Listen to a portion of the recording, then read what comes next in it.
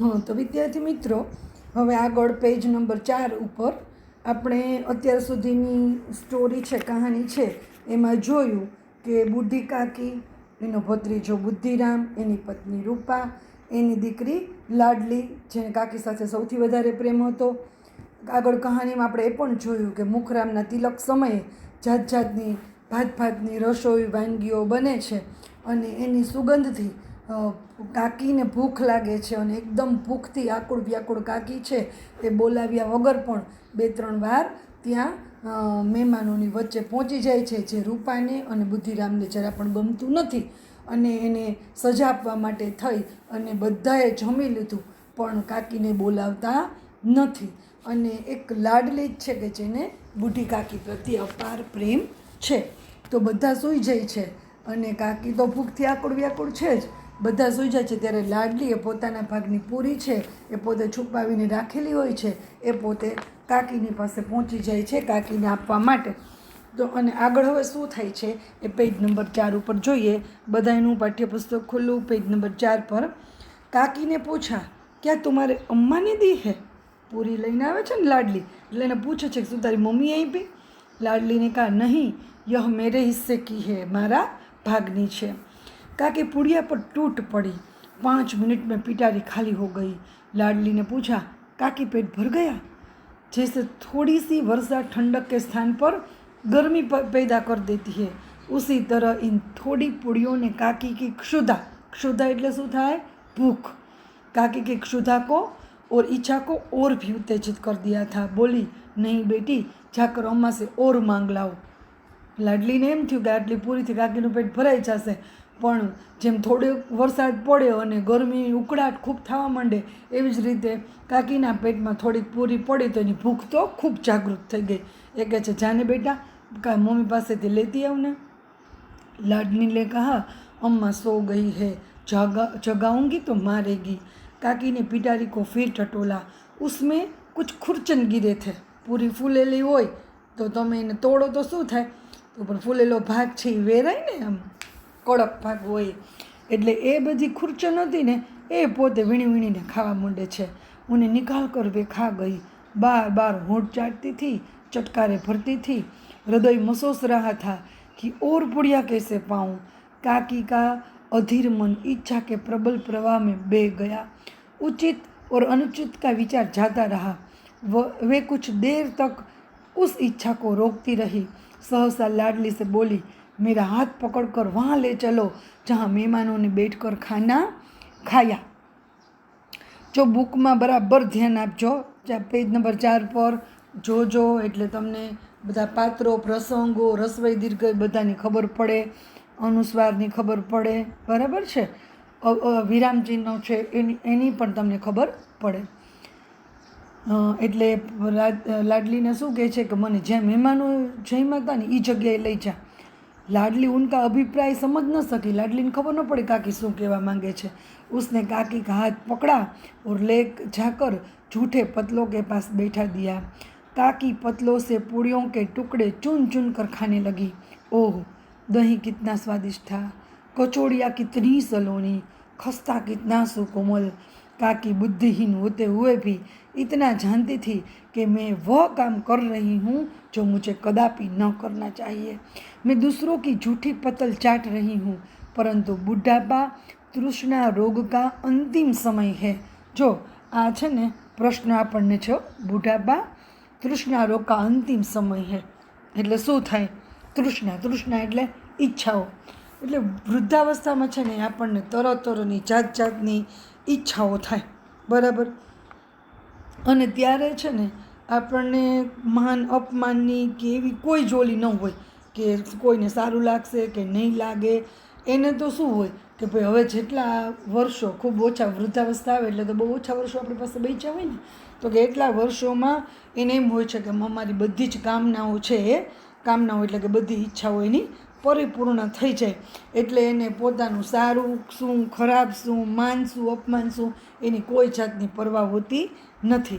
એટલે લેખકે શું કહ્યું છે કે બુઢાપા તૃષ્ણા રોગ કા अंतिम समय है. तो जब संपूर्ण इच्छा एक ही केंद्र पर आ लगती है बूढ़ी काकी में यह केंद्र उनकी स्वादेंद्रिय थी। ठीक उसी समय रूपा की आंखें खुली। उसे मालूम हुआ कि लाडली मेरे पास नहीं है।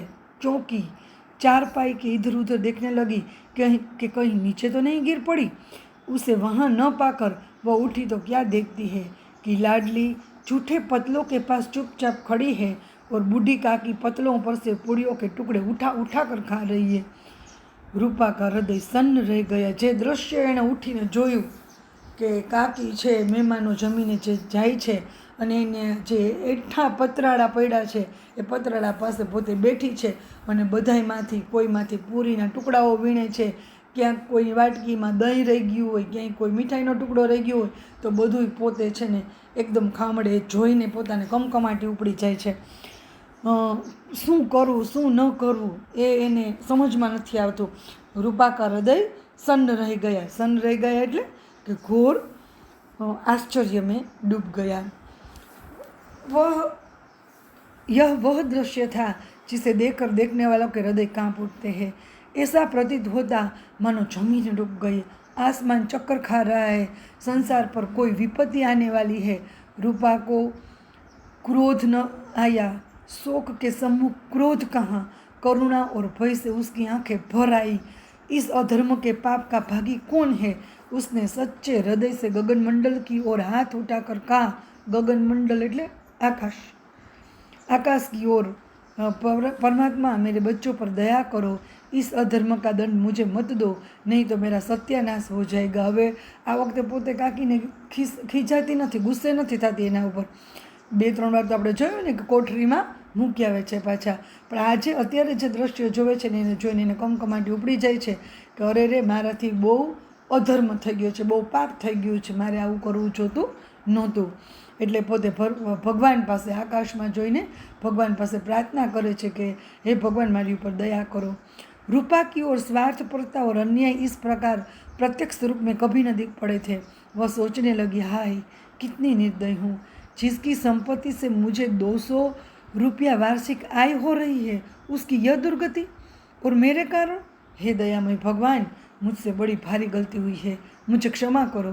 रूपा ने दिया जलाया, अपने भंडार का द्वार खोला और एक थाली में सारा भोजन सजा कर लिए हुए बूढ़ी काकी की ओर चली। उसने कंठावृत स्वर में कहा, काकी उठो, भोजन कर लो, मुझसे आज बड़ी भूल हुई, उसका बुरा न मानना। परमात्मा से प्रार्थना कर दो कि वे मेरा अपराध क्षमा कर दे। भूले भाले बच्चों की भांति जो मिठाइयाँ पाकर मार और तिरस्कार सब भूल जाता है, बूढ़ी काकी सब भूल कर बैठी हुई खाना खा रही थी। उनके एक एक रोए से सच्ची सदिच्छाएँ, सदिच्छाएँ या माने शुभकामनाएँ, अच्छी इच्छा निकल रही थी और रूपा बैठी इस स्वर्गीय दृश्य का आनंद लेने में निमग्न थी। तो अहीं આપણો આ પાઠ છે એ પૂર્ણ થઈ જાય છે। જોયું ને તમે મિત્રો કે આવી રીતે આપણા ઘરમાં પણ બુઢા વડીલ લોકો જે છે એનું આપણે બરાબર ધ્યાન રાખવાનું છે। કાંઈ નહીં તો પરમાત્માનો ઈશ્વરનો આપણે ડર રાખી અને એને જે ઈચ્છા હોય, ખાવા પીવાની ઈચ્છા હોય, કોઈ વસ્તુઓ જોતી હોય અથવા 2 ઘડી પણ એની સાથે બેસીને આપણે વાત કરવી જોઈએ। તો અહીંયા આ કહાની છે એ પૂરી થાય છે।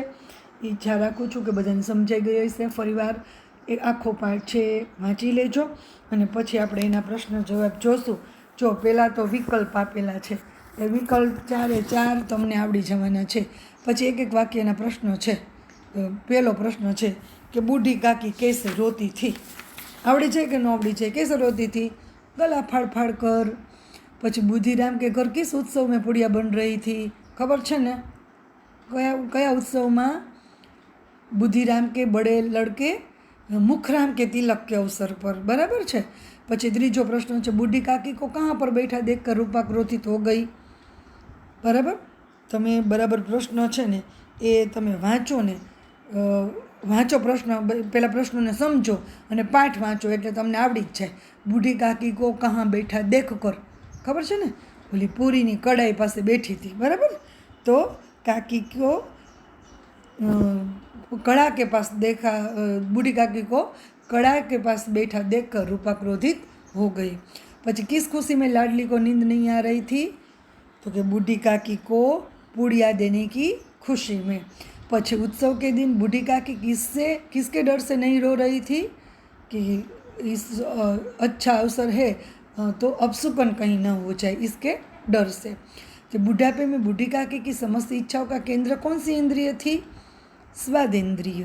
बराबर। એમ છતાંય બધા પ્રશ્નોના જવાબ હું તમને ફોટો પાડીને મોકલીશ।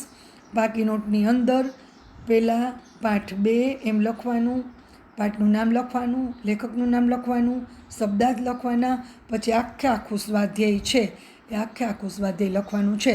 આવડે એટલા પ્રશ્નોનો જવાબ લખી અને મને મોકલજો, તો હું તમને ફોટો પાડીને બધા પ્રશ્નોનો જવાબ લખીને મોકલું છું। ચાલો, આવજો।